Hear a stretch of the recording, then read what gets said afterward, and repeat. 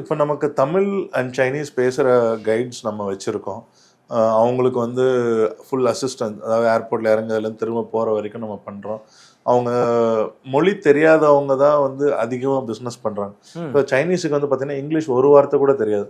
அவங்க WeChat அப்படிங்கிற ஒரு ஆப், வாட்ஸ்அப் மாதிரி, அதில் வந்து நம்ம தமிழில் டைப் பண்ணாலும் சைனீஸுக்கு டிரான்ஸ்லேட் பண்ணோம், சைனீஸில் நமக்கு அனுப்பினாலும் நம்ம இங்கிலீஷ்லேயோ நம்ம மொழியில் டிரான்ஸ்லேட் பண்ண முடியும். இந்த மாதிரி இருக்கிறப்போ மொழி வந்து ஒரு பெரிய தடை இல்லை வணிகம் சைனாவில் பண்ணுறக்கு. அவங்க என்ன நினைக்கிறாங்க, காசு இருக்கா, காலையில் 8 மணிக்கு ஆரம்பிக்கிறாங்க சைனீஸ், 6 o'clock வரைக்கும் அவங்க ரொம்ப ரிகரஸாக ஒர்க் பண்ணுறாங்க. அவங்க லஞ்ச் பிரேக்கில் மட்டும்தான் ஒரு ரெஸ்ட், ஒரு 12 to 2. வருஷத்தில் வந்து பார்த்தீங்கன்னா ஒரு 1 month ஹாலிடே எடுப்பாங்க சைனீஸ் நியூ இயர் அப்போ, இல்லை இந்த October 1 to 8 national day holidays. இடையில எப்போ 1-2 டே, மீதி எல்லாமே ரொம்ப ஃபாஸ்டான ஒர்க். அந்த அவுட்புட் வந்து சத்தியமாக நம்மளால் வந்து கொடுக்கவே முடியாது.